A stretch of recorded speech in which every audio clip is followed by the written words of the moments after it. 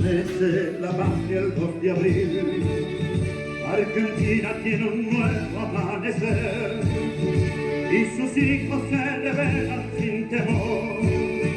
Ya les cansa la actitud del agresor.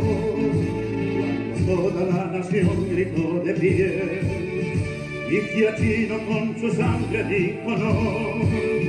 Siendo un joven soldado yo marché a pelear por nuestra patria y por su honor. Veterano de guerra, combatiente de Malvinas, protector de mi Argentina yo seré. Veterano de guerra, combatiente por amor a mi pueblo que me alaba el corazón. Veterano de guerra, combatiente de Malvinas, protector de mi Argentina yo seré. Veterano de guerra, combatiente por amor a mi pueblo que me alaba el corazón.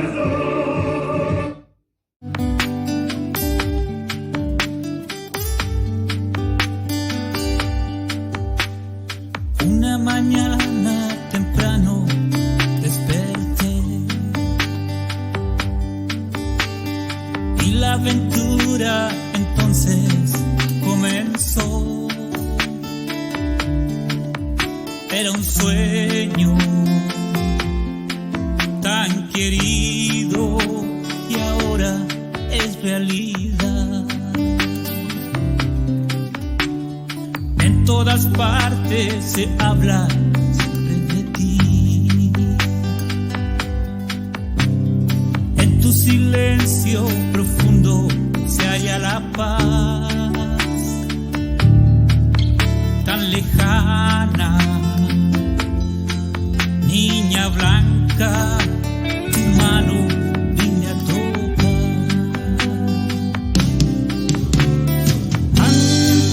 Antártica eres tú, hermosa dama de blanca palidez, te quedas desprendida en mi corazón.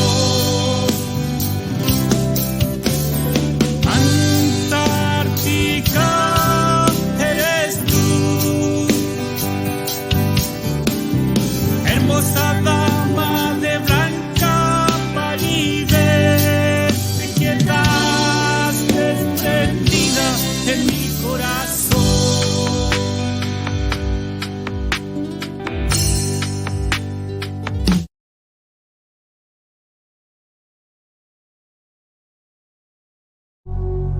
Según documentos históricos, en 1421, un grupo de exploradores proveniente de la antigua China, gobernada por el emperador Yongle, desafió las inclemencias de la naturaleza y salió en busca del fin de la Tierra, guiado por la luz de una estrella.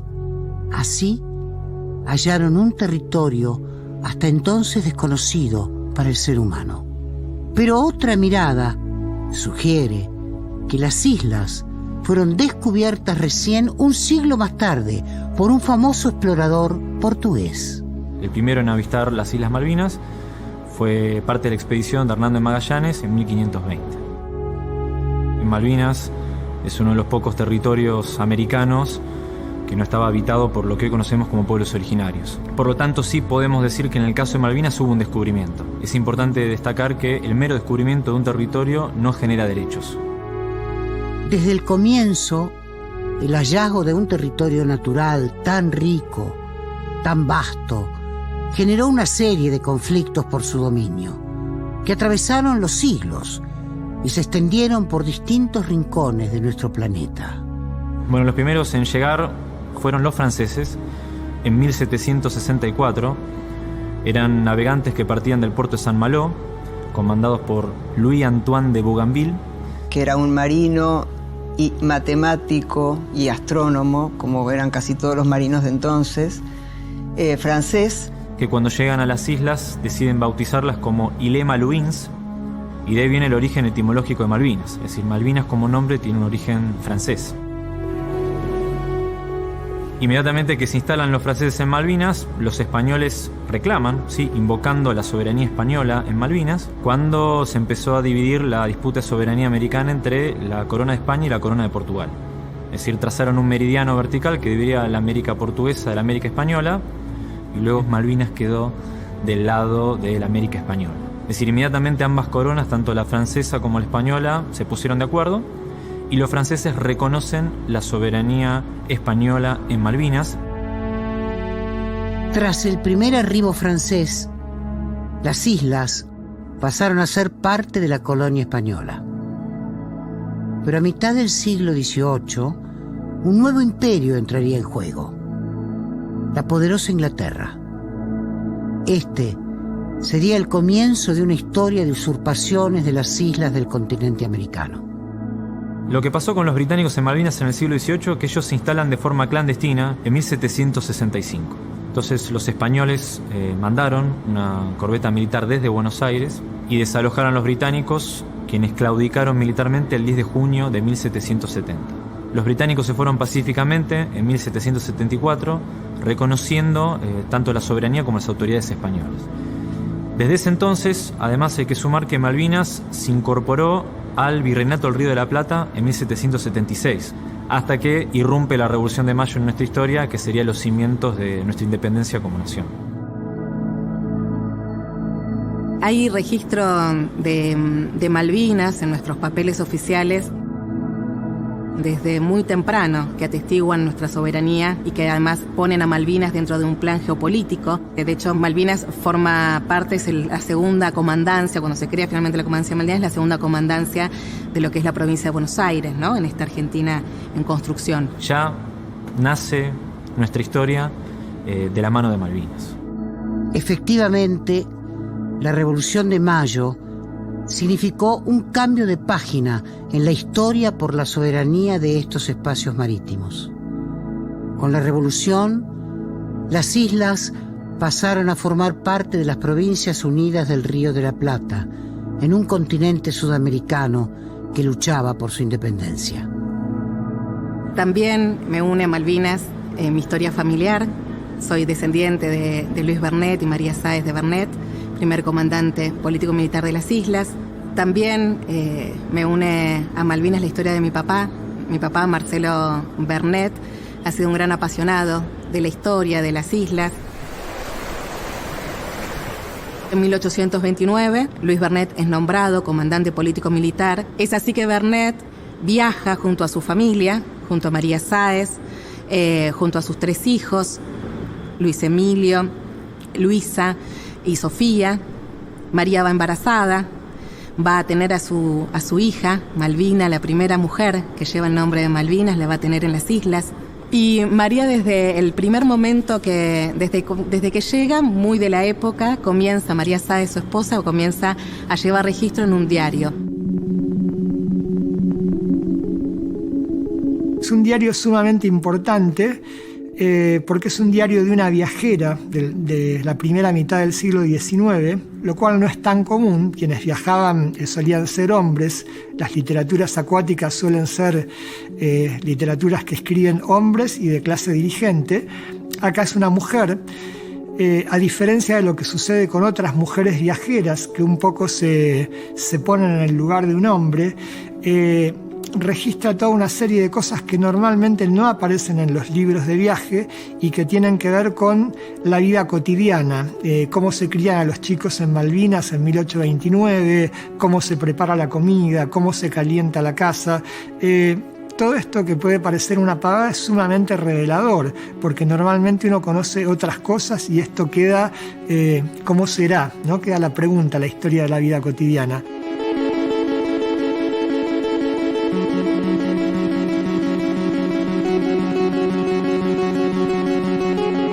María Sáez de Bernet, como esposa del gobernador designado, un ciudadano de Hamburgo, de origen francés, hugonote, una familia desterrada, era una dirigente desde su lugar. Ella tenía mando no solamente sobre trabajadores libres, sino incluso sobre esclavos. ¿no? A pesar de la Asamblea del año 13, seguía existiendo esclavitud en la Argentina. Por eso me parece interesante cruzar la cuestión de clase de María Sáez de Vernet. Es fabuloso el inicio del diario. Empieza in media res, ya sea porque se descompuso durante el viaje que, bueno, atraviesa alguno de los mares más difíciles del planeta, o porque se perdieron páginas. El diario empieza con una imagen sumamente visual, y es que ella, absolutamente desfallecida, débil, no logra bajar y la tienen que bajar en andas marineros. Me levanté un momento y volví a hacer la tentativa de caminar, pues no igualaba mis fuerzas al deseo que tenía de llegar a las casas. La ama seguía con los chiquitos, los que iban cargados por los marinos y criados. Brisbane propuso ir a buscar una silla o catre para conducirme, y a poco rato volvió con una silla de brazos. En ella me condujeron. Un marinero se sacó una corbata de lana del cuello con la que me abrigó la cabeza. Pasando por debajo de una barranca, donde no daba el sol, había un montón de nieve. Me alcanzaron un poco para que la viera, lo que tanto halagaba mi vista por su blancura y brillantez, que luego al tomarla en la mano sentí su frialdad y no quise por más tiempo contemplar su hermosura. Pasé por el puente, me detuve a observar un arroyo cristalino de aguas dulces que pasa por debajo, cuyo ruido atrajo mi atención. Llegué a las casas y lo primero que vi fue una infinidad de negras chicas y grandes. Salieron a recibirnos haciendo las mismas demostraciones de contentos que los negros. Acá está el tema del mar, el tema de las exploraciones y sobre todo el tema de una cotidianeidad, de un intercambio comercial y humano entre las Islas Malvinas, Isla de los Estados, Tierra del Fuego y el continente, que caracterizó buena parte del transcurso histórico de las Malvinas, ¿no? Que uno no puede pensar por esto Malvinas sin la Patagonia Argentina, sin Tierra del Fuego e Isla de los Estados y fundamentalmente sin el mar. Parece una verdad de perogrullo, una isla tiene que ver con el mar, no es una cuestión seca. Este libro logra instaurar todo eso y pensar las posibilidades de lo cotidiano. El 30 de agosto de 1829, Luis Vernet toma posesión formal de las Islas Malvinas y también María lo registró en su diario. Domingo 30 de agosto, muy buen día de Santa Rosa de Lima, y por lo que determina Vernet tomar hoy posesión de las islas en nombre del gobierno de Buenos Aires. A las 12 se reunieron los habitantes. Se enarboló la bandera nacional, a cuyo tiempo se tiraron 21 cañonazos, repitiéndose sin cesar el Viva la Patria. Puse a cada uno en el sombrero, con cintas, los 2 colores que distinguen nuestra bandera. Se dio a reconocer el comandante. Se me olvidaba decir que Loreto llegó ayer. Aquellos años en los que gobernó Vernet, unas 23 familias de distintos orígenes se asentaron en las islas. Aparecieron las primeras ovejas, las primeras vacas y nació la primera ciudadana, Matilde Malvina Vernet y Sáez.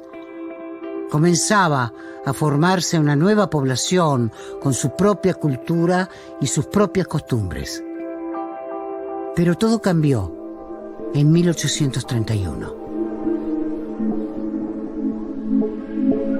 En 1831, a partir de la detención de 2 goletas norteamericanas, Vernet vuelve a Buenos Aires y en represalia a esa captura hay un ataque a esta colonia. Eso fue la antesala a la ocupación inglesa en las islas. Llegan los británicos, no casualmente, en enero de 1833 y avanzan con lo que hoy conocemos como la usurpación británica de Malvinas. Podemos ver que el objetivo británico era ocupar las Islas Malvinas para controlar el pasaje bioceánico del Atlántico Sur hacia el Pacífico Sur.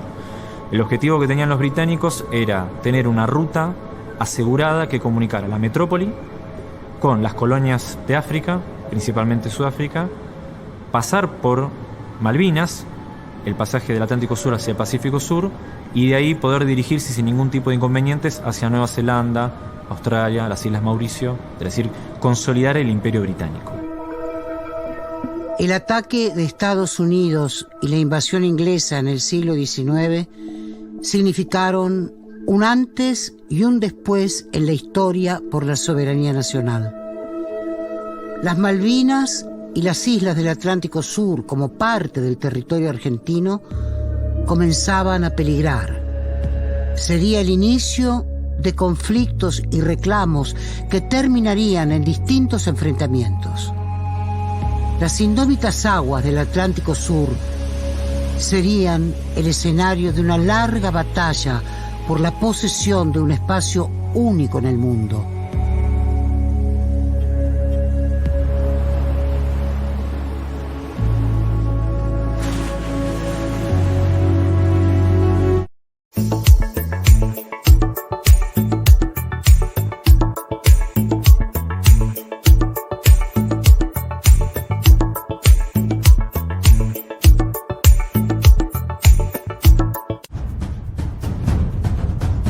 Luego del hundimiento de la Isla de los Estados, se planifica el envío de un equipo de combate al promontorio para bloquear la boca norte del estrecho y dar alerta temprana ante cualquier incursión enemiga. En primer lugar, se envía a la compañía de comandos del ejército, que explora el lugar sin novedad sobre tropas enemigas.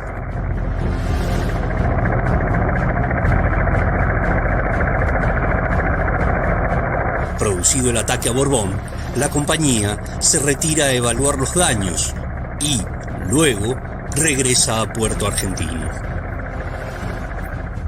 Explorado el sector, se decide el traslado del equipo de combate, que toma el nombre del promontorio. El grupo es conformado con tropas de Pradera del Ganso, el lugar más cercano.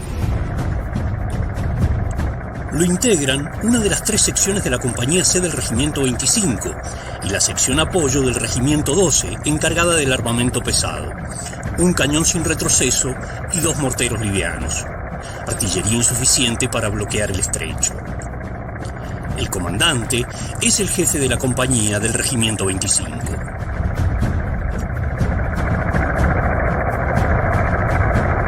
Los helicópteros trasladan al grueso del equipo a Puerto San Carlos. La sección apoyo con su cañón y morteros es depositada en el promontorio.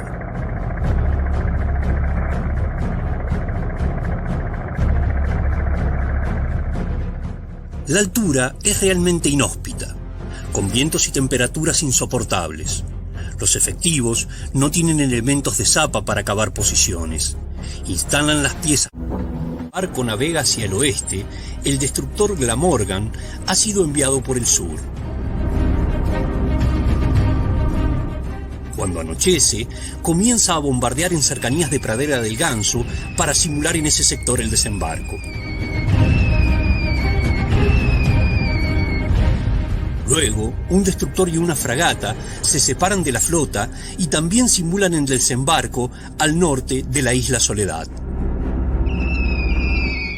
Pero las tropas argentinas no tienen medios para movilizarse hacia los sectores atacados.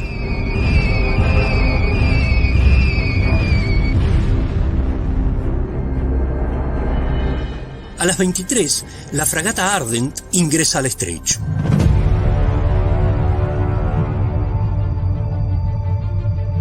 Los 19 hombres que ocupan el promontorio no pueden ver nada en la oscuridad, pero escuchan los motores del navío y, con bastante claridad, órdenes en inglés. El grupo se prepara en torno a los morteros. El navío se dirige a la bahía de Ruiz Puente, desde donde comenzará a cañonear la zona norte de Pradera del Ganso para que las tropas argentinas no intenten avanzar hacia la bahía.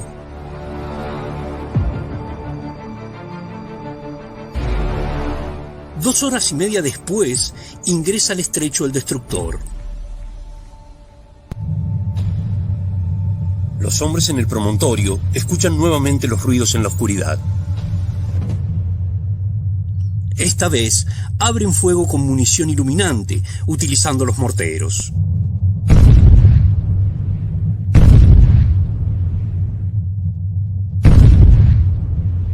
Pero las cargas están tan húmedas que no se encienden. Caen como piedras cerca del destructor, poniendo en alerta a toda la tripulación.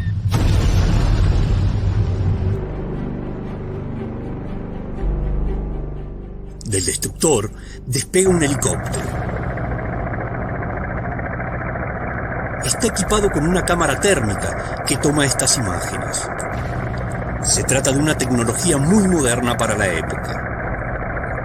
Las manchas sobre el terreno revelan el número y disposición de la defensa argentina.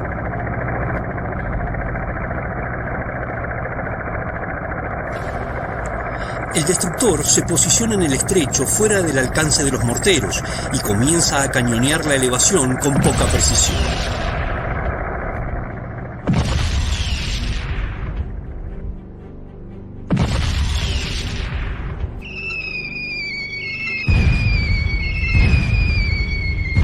Los argentinos no utilizan el cañón sin retroceso, ya que el resplandor que produce los delataría. Los proyectiles lanzados a la oscuridad no tienen alcance para llegar al navío. El helicóptero comienza a trasladar comandos del Special Boat Service hacia la costa norte de la bahía. Esteban y sus hombres en Puerto San Carlos pueden escuchar las explosiones. Reyes intenta comunicarse, pero la señal es interferida por los británicos. El uso de la radio es detectado por el destructor, que ahora puede afinar puntería. El jefe del grupo, luego de agotar la munición de los morteros que se han enterrado en la turba hasta la boca de fuego, decide replegarse hacia el poblado para unirse al resto del equipo. Cuando descienden la elevación, son interceptados por los comandos y comienza un fuerte intercambio de fuego.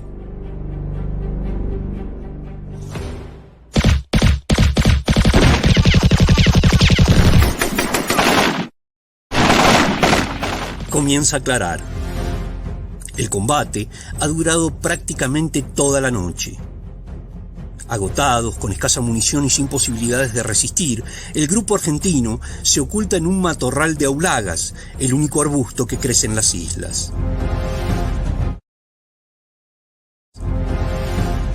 Las patrullas del SBS registran con sigilo el lugar. Utilizan un megáfono, intimando la rendición. Hablan en castellano, diciendo que los prisioneros y sus heridos están siendo atendidos. Pero Reyes se niega a rendirse. Tiene que controlar a sus soldados para que no abran fuego cuando los británicos están cerca. Esto los delataría. Esperarán a la noche siguiente para evadirse.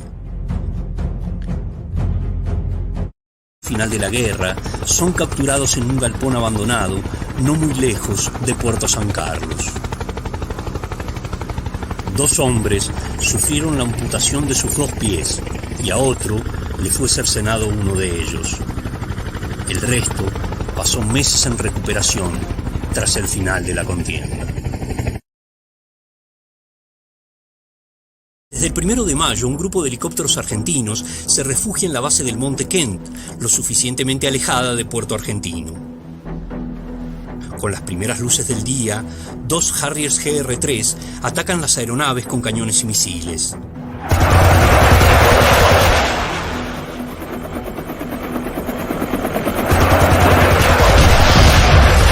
Realizan 2 pasadas, destruyendo un Chinook, un Puma y averiando un Bell que se disponía a despegar con tropas cuando se produce el ataque.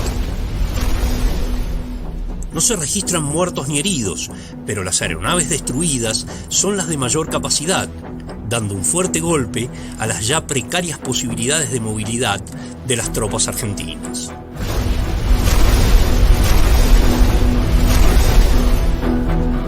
En las primeras horas de la mañana, un solitario Harrier pasa en rasante sobre Puerto Howard. No lanza sus bombas de racimo, ya que no puede identificar los blancos asignados. La guarnición no tiene artillería antiaérea, pero el día anterior, un grupo de la compañía de comandos ha llegado al lugar con misiles antiaéreos portátiles Blowpipe.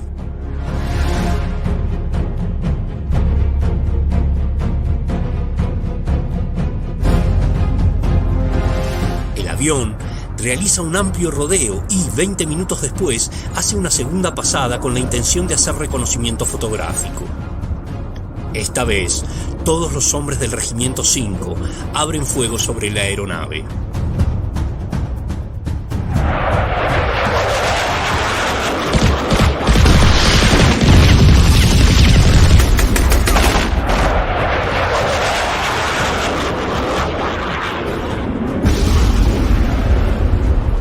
Para algunos, el derribo es producido por un misil lanzado por los comandos. Para otros, por la enorme cantidad de fuego reunido de todas las armas que dispararon. El piloto es rescatado y trasladado a la enfermería del poblado.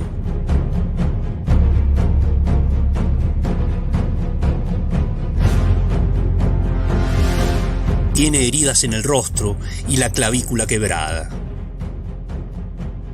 Días después será enviado a Puerto Argentino y, en un Hércules, evacuado al continente.